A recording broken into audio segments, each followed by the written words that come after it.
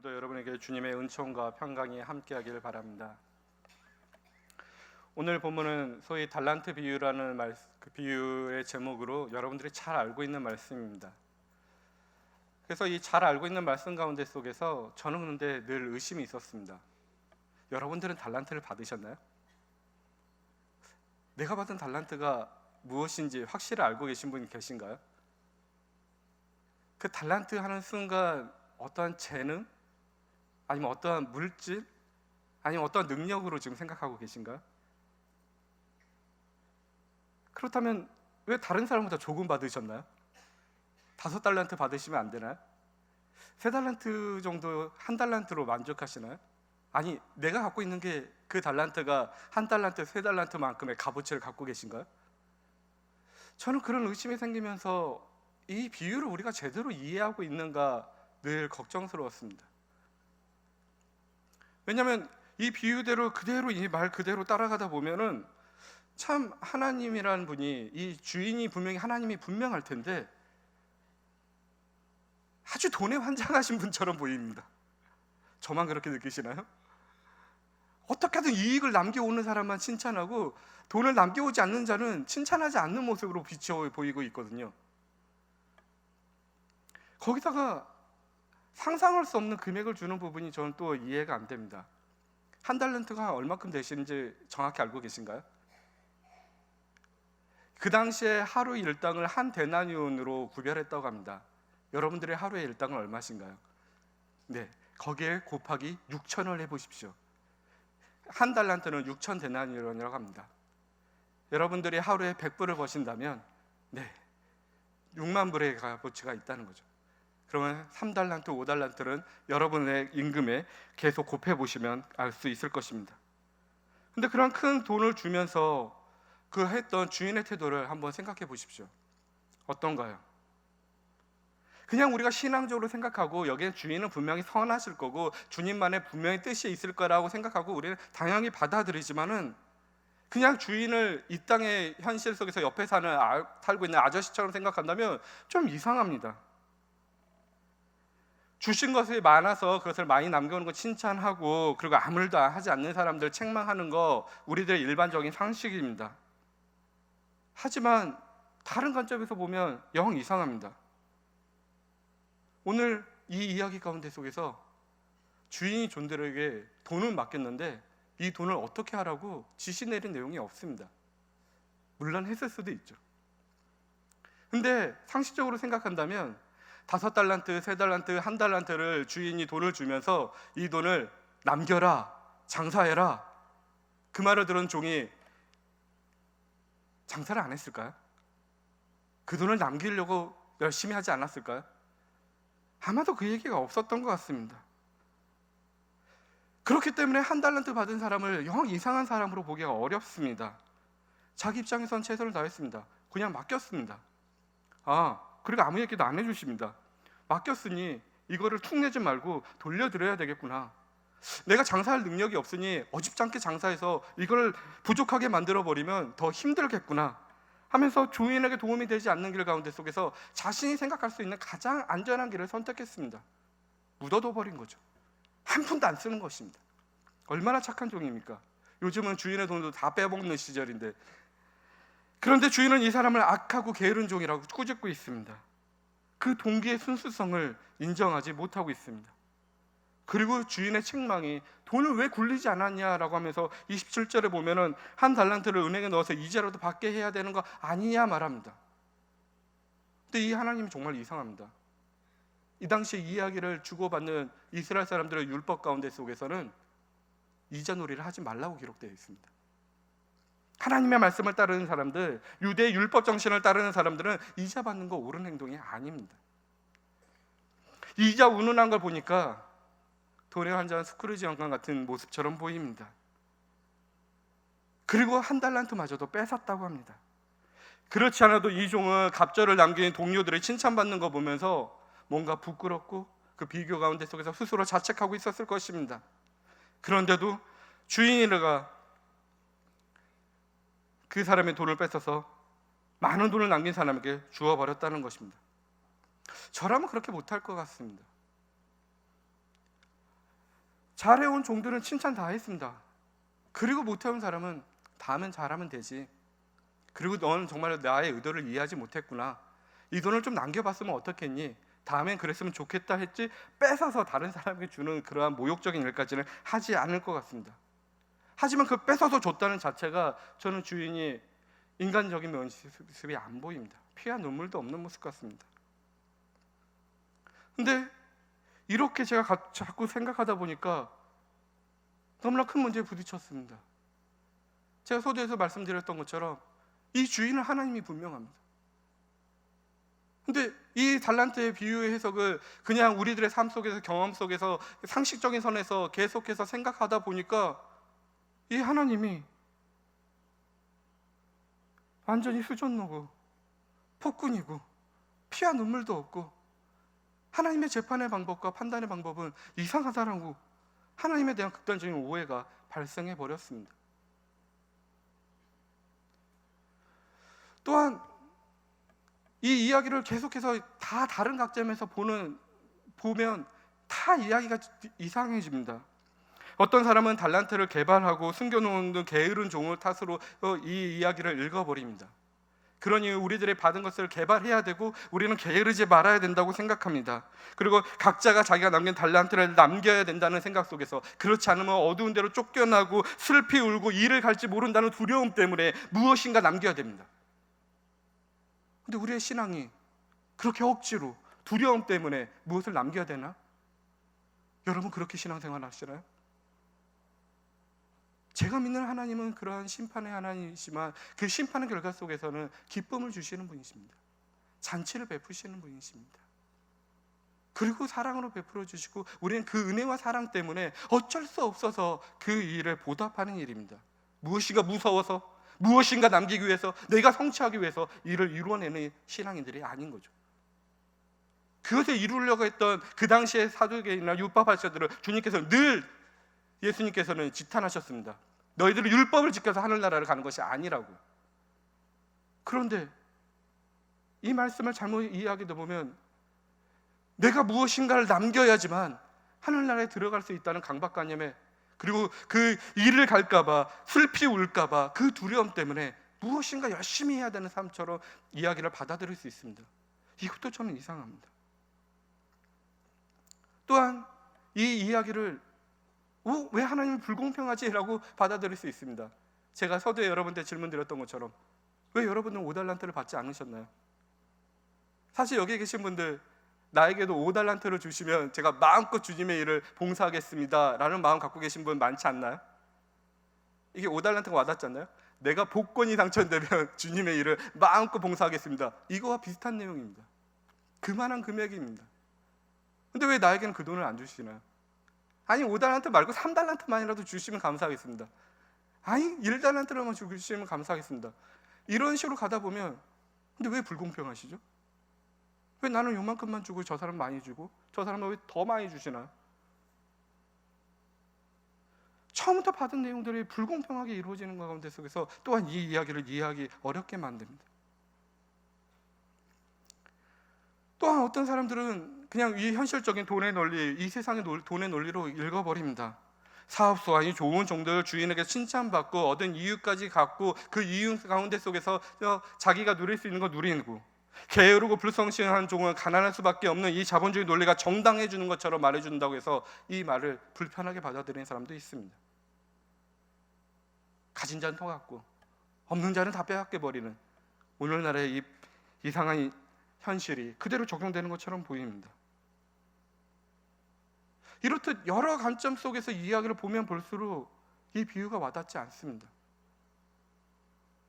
이 달란트의 비유의 본뜻이 무엇일까 궁금해졌습니다. 그래서 다시 한번 묻습니다. 여러분에게 달란트는 무엇을 비유한다고 생각하시나요? 돈인가요? 지금 여러분들이 생각했던 내용들을 계속 품으면서 달란트가 무엇을 비유하고 있는가라는 것을 한번 같이 찾아가 봤으면 좋겠습니다. 일단 달란트가 비유라는 것을 늘 명심하십시오. 절대 돈을 이야기하는 것이 아닙니다. 우리에게 주시는 것이 돈이라고 하면 그냥 돈이라고 하고 비유로 표현하지 않습니다. 그냥 그 이야기를 서술로 표현하시죠. 근데 비유로 이야기했다는 것을 명심하시면서 이 달란트의 뜻을 찾아가야 됩니다. 성경에는 그래서 상징적인 이야기들이 많이 나옵니다. 물하면 어떤 죽음, 누룩하면 안 좋은 것들, 바람하면 성령 등 수많은 단어들이 비유적으로 표현되어 있죠. 근데 예수님께서는 이 비유 단어를 썼을 때 그냥 우리가 일반적으로 상식적으로 알고 있는 그 뜻으로 비유의 단어를 쓰기보다는 정복적인 비유를 쓰실 때가 많습니다. 우리가 일상적으로 알고 있는 단어 속에서 그 뜻을 생각할 수 있는데 그 생각과는 전혀 다른 의미로 주면서 우리에게 큰 가르침과 그리고 그 이야기를 듣는 사람들이 놀라운 깨달음을 가질 수 있도록 그 전복적인 은유를 쓰고 있습니다. 예를 들자면 선한 사마리아 같은 비유입니다. 이 당시에 그 선한 사마리아 비유를 듣는 사람들에게 제사장 레위인은 어떤 사람일까요? 선한 사람입니다. 하나님의 말씀을 따르는 사람입니다. 아주 신실한 자들입니다. 하지만 그 비유의 말씀을 듣다 보면 우리들이 알고 있는 그 단어의 뜻과는 그 기대와는 다르게 그들이 가장 악한 사람이 되어버립니다. 그들이 가장 신실하지 못한 사람이 되어버립니다. 그들이 하나님의 뜻을 따르지 못한 사람이 되어버립니다.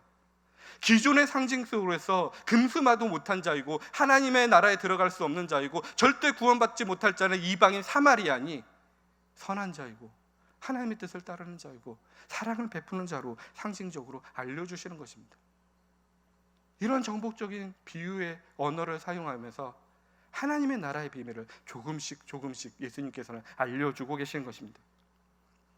예수님은 또한 여인에게 빵 속에 숨겨놓은 누룩이 천국과 비슷한 것이라고 비유합니다. 이 당시에 누룩은 아주 나쁜 것입니다. 그런데 그것을 천국으로 비유하시면서 하늘나라의 비밀을 깨닫기를 원하는 것입니다. 그런 차원에서 오늘 달란트의 비유를 우리는 읽어봐야 된답니다. 근데 우린 그게 잘 안 됩니다.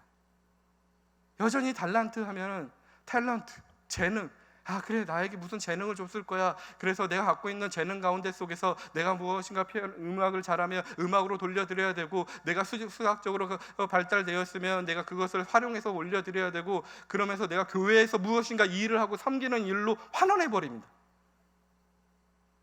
근데 이 당시에 탤런트라는 단어가 재능 그런 단어로 많이 쓰이지 않았습니다. 달란트는 달란트 돈의 화폐의 단위였습니다.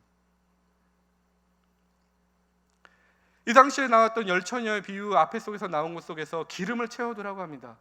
그러면 기름, 오늘날 우리 속에서는 이거는 성령을 말하지, 내 마음속에 늘 성령을 채우고 살아야 되겠구나 생각하는데, 이 당시에 사람들에게 그 기름은 성령으로 환원되지도 않았습니다.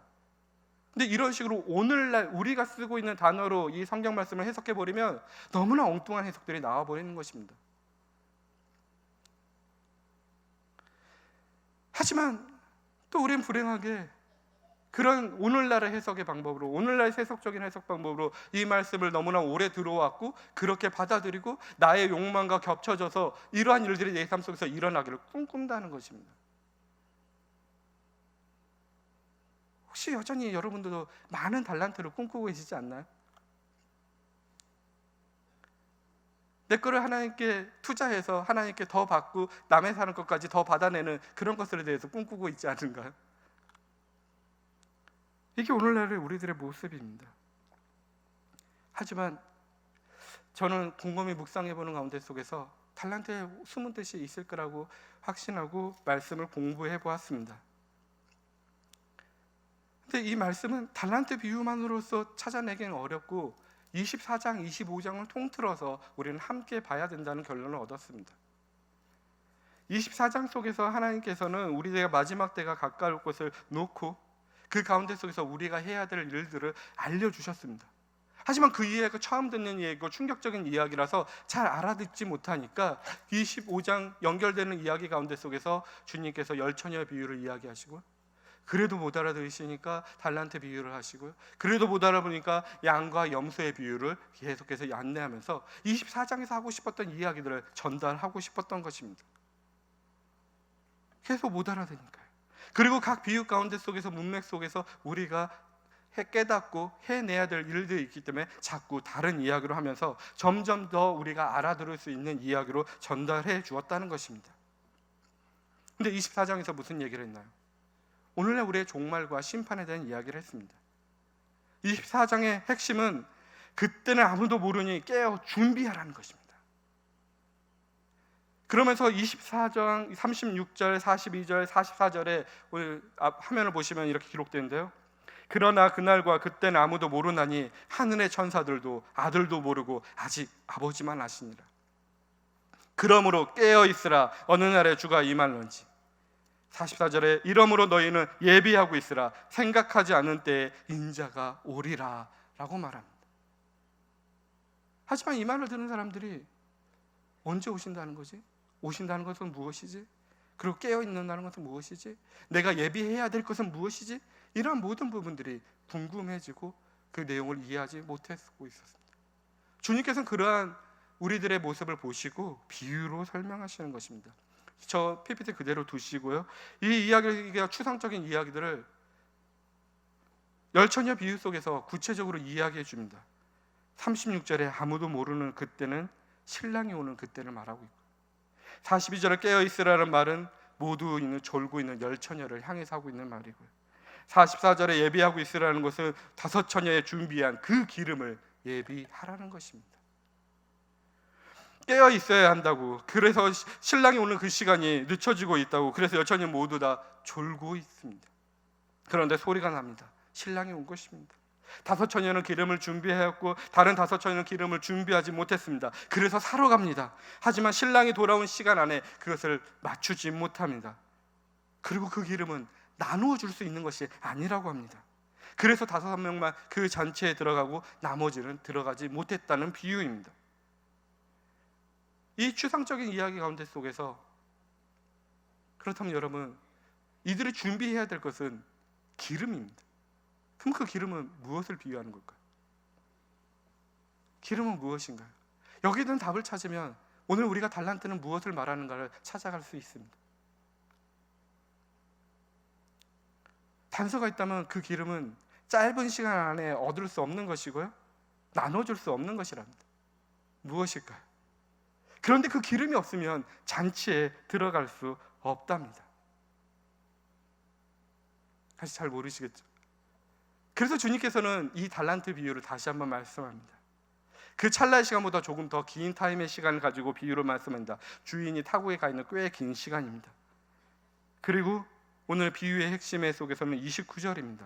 무릇 있는 자는 받아 풍족하게 되고 없는 자는 그 있는 것까지 빼앗긴다고 말씀하십니다. 마치 극단적인 양극화를 말하는 것이 이 구절의 핵심입니다. 달란트 비유 속에서 준비해야 될 것은 달란트입니다. 하나님께 달란트를 드리면 하나님의 잔치에 참여하게 되는 거고요, 달란트를 드리지 못하면 잔치에 참여하지 못하게 된다는 것입니다. 열처녀 비유 속에서 드려야 될 것은 기름이라면 지금 이 비유 속에서 하나님께 드려야 될 것은, 주인에게 드려야 될 것은 달란트라는 것입니다. 근데 여기에도 몇 개의 단서가 있습니다.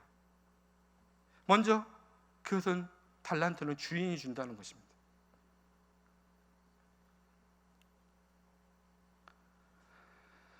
근데 여기서 앞에서 이루었던 그 불공평한 것 속에서 잠깐 우리가 생각을 정리할 필요가 있습니다. 이 당시의 종들은 주님께서 무엇을 주었다는 자체가 기쁜 것입니다. 내가 5달란트, 3달란트, 1달란트 받을 정도로 판단할 수 있는 조건의 종이 아닙니다. 우리 지금 현실 속에서 종이 없기 때문에 이것을 잘 구별하지 못하는데요, 그래서 이 주인이 종에게 주고 칭찬 안 해도 될 그런 만한 조건을 살고 있습니다. 누가복음 17장 7절에서 10절에서는 이렇게 기록되어 있습니다. 너희 중에 누구의 밭을 갈거나 양을 치거나 하는 종이 있어 밭에서 돌아오면 저더러 곧 와 앉아서 먹으라 할 자가 있느냐? 도리어 저더러 내 먹을 것을 예비하고 띠를 띠고 나의 먹고 마시는 동안에 수종 들고 너는 그 후에 먹고 마시라 하지 않겠느냐? 명한 대로 하였다고 종에게 살해하겠느냐? 이와 같이 너희도 명령받은 것을 다 행한 후에 이르기를 우리는 무익한 종이라 우리의 하여야 할 일을 한 것뿐이나 할지니라. 아멘. 이 당시의 문화는 그냥 주인이 하라는 대로 하고 그냥 무익한 종입니다 하면서 받은 것을 돌려들을 본다. 종은 이런 존재였습니다. 종이란 계층을 이 드문 이 현대 사회 속에서는 상상하기 어렵습니다. 그렇기 때문에 여기에 불공평이라는 단어를 넣어버려서 해석하면 어렵습니다. 이 당시의 사회상으로 읽어야 됩니다. 아무튼 본론으로 돌아가자면 기름과 동일한 상징적인 의미를 가진 달란트는 기름보다 더 많은 단서를 제공하고 있습니다. 먼저 이 달란트는 주인이 준 것입니다. 주인이 먼저 주었다는 것입니다. 하나님께서 우리에게 무엇을 주었는지 한번 상상해 보십시오. 예수님께서 우리에게 주고 간 것입니다. 어떠한 의미인지 파악하셨나요? 그 다음 단서는 이것은 많은 사람들이 더 많이 누릴 수 있는 거고 없는 사람은 절대 누릴 수 없다는 것입니다. 하나님께 드렸던 것이 많으면 많을수록 더욱더 그게 풍성해지고요, 하나님께 드린 것이 없다면, 그것에 드린 것이 없다면 점점 더 고갈되어 버린다는 것입니다. 파악하셨나요? 잘 이해가 안 되기 때문에 주님께서는 계속해서 양과 염소의 비유를 말합니다. 양과 염소의 비유는 아직 명확하게 앞서서 기름이 무엇인지, 달란트가 무엇인지 그 상징적인 이야기를 다시 한번 해줍니다. 양과 염소는 달란트의 비유보다 더욱더 긴 시간을 두고 말해주고 있습니다. 양과 염소가 두 패로 갈라져 심판대 앞에서 그들의 전체적인 삶 속에서 일어나는 일군 열매들을 가지고 그들을 심판한다는 것입니다. 그렇기 때문에 양과 염소의 심판 속에서 그들이 준비해야 될 것은 전체적인 자신의 삶 속에서 드릴 그 열매가 필요한 것입니다. 그러면 그 열매가 무엇인지 알아야 됩니다. 그 열매는 분명히 앞서서 말했던 그 열처녀 비유에서의 기름의 그 내용일 거고, 달란트 비유에서 말하는 그 하나님께 드리는 달란트고, 그 열매도 분명히 그 뜻을 품고 있는 단어일 것입니다. 그것이 바로 무엇인지는 35절 40절에 조금 더 우리가 알아들 수 있게 설명해 주십니다. 35절 40절입니다.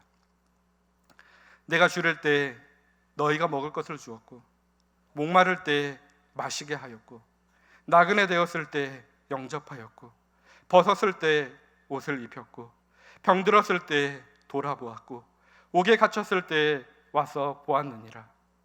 이에 의인들이 대답하여 가로되, 주여, 우리가 어느 때 주의 줄이신 것을 보고 공개하였으며 목마르신 것을 보고 마시게 하였나이까?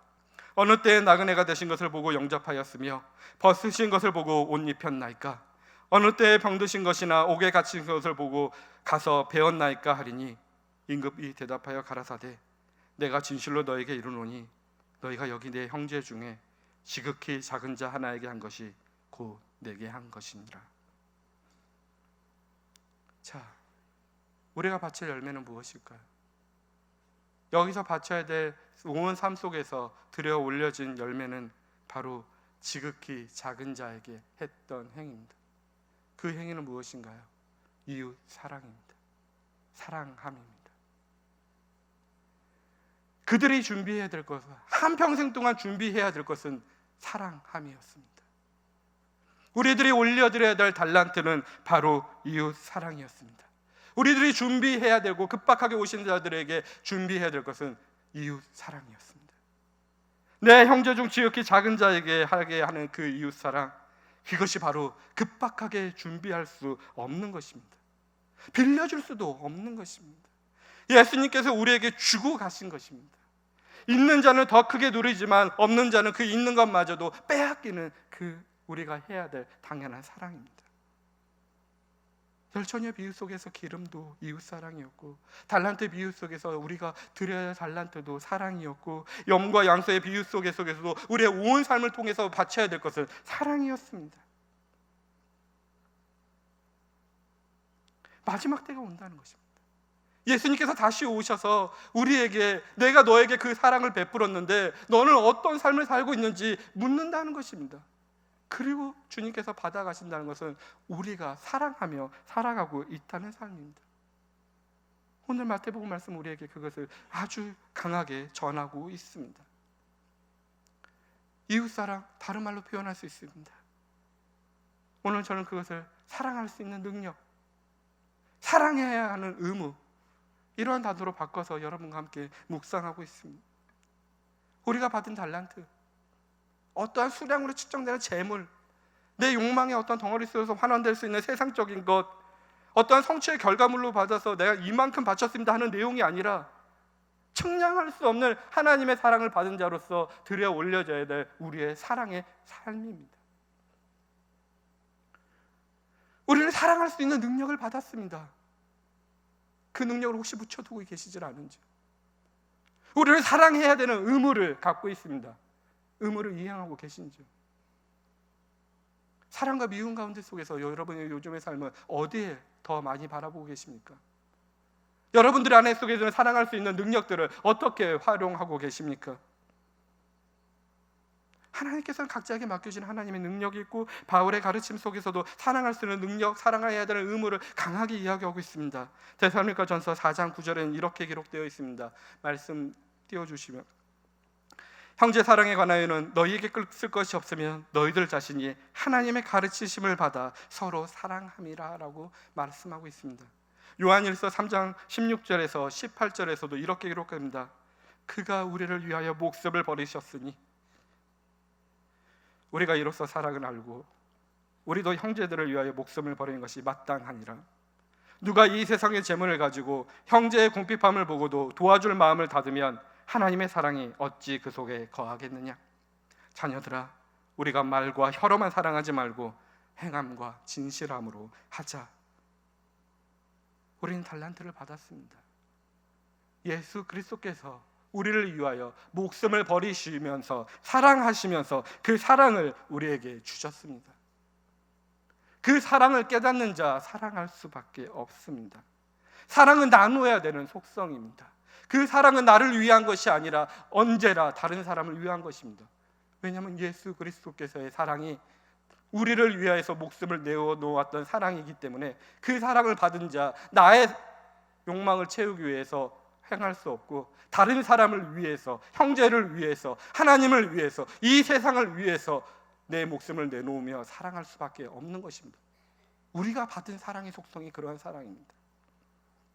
말과 혀로만 하는 것이 아닙니다.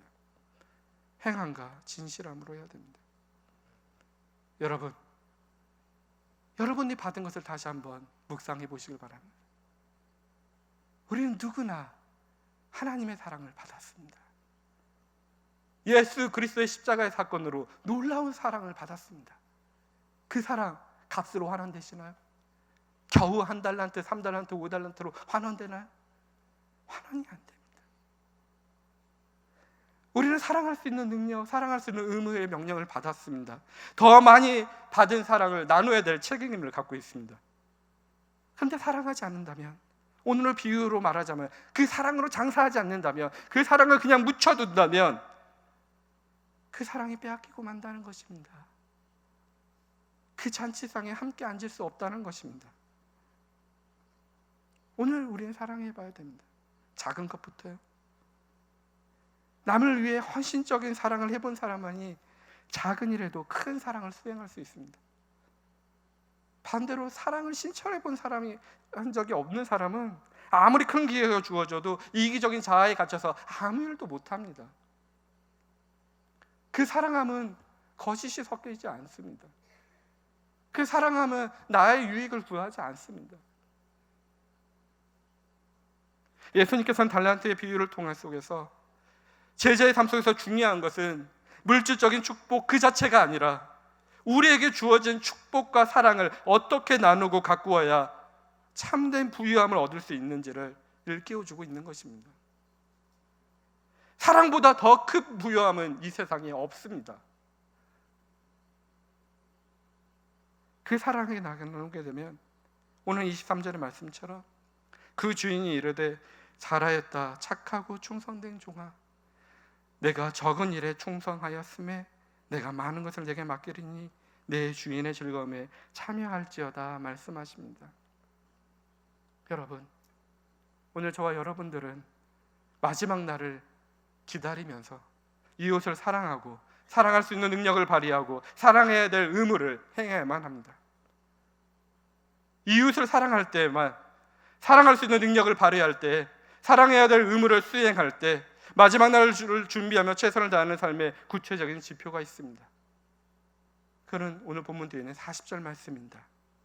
내가 진실로 진실로 너에게 이르노니 너희가 여기 내 형제 중에 지극히 작은 자 하나에게 한 것이 곧 내게 한 것이라. 곧 내게 한 것이라.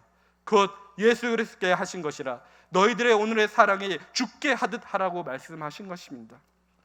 이웃사랑을 실천하되 예수님 대하듯 하며 겸손한 마음으로 하라는 것입니다. 예수님을 대하듯 우리의 이웃을 만나고 모든 사람을 대하라는 것입니다. 예수님 앞에 거짓을 말할 수 있습니까? 예수님 앞에서 나의 유익을 위해서 그 사람 것을 뺏을 수 있습니까? 예수님 앞에서 그 사람을 모욕하고 조롱할 수 있습니까? 못합니다. 사랑의 실천의 기본은 예수님께 하듯 하는 것입니다. 오늘 새벽 이 기본 정신, 예수님의 정신, 예수님을 대하듯이 이 신앙의 기본기에 충실한지 돌아보는 저와 여러분이 되길 바랍니다. 하나님은 우리에게 사랑을 주셨고, 가장 작은 삶의 자리인 가정과 우리가 일할 수 있는 직장을 주셨고, 나라와 민족도 주셨고, 교회도 주셨는데, 그 자리의 순간을 마지막까처럼 사셨던 예수님의 냉철한 눈과 뜨거운 사랑의 가슴으로 사람을 만나고 함께 울고 함께 기뻐했는지 오늘 깊이 묵상해 봐야 됩니다. 마지막 때는 옵니다. 우리는 그 마지막 때를 믿음으로 살아가는 사람입니다. 오늘 마지막 날이라면 과연 예수님이 나 자신을 보시면서 뭐라고 말씀하실까요? 마지막의 날에는 나중에라는 별명이 통하지 않습니다. 오늘 내 삶 속에서 있는 그 열매, 그 달란트, 그 기름을 찾으실 것입니다. 예수님의 정신으로 바짝 차리고 우리 주변을 돌아본다면 이웃을 사랑하고 사랑할 수 있는 능력을 발휘하고 사랑하는 의무를 수행한다면 그곳이 천국이 될 것입니다. 주인의 즐거움에 참여하는 자리가 될 것입니다. 죽음의 세계는 사라지고 기쁨과 화평이 넘치는 자리가 될 것입니다.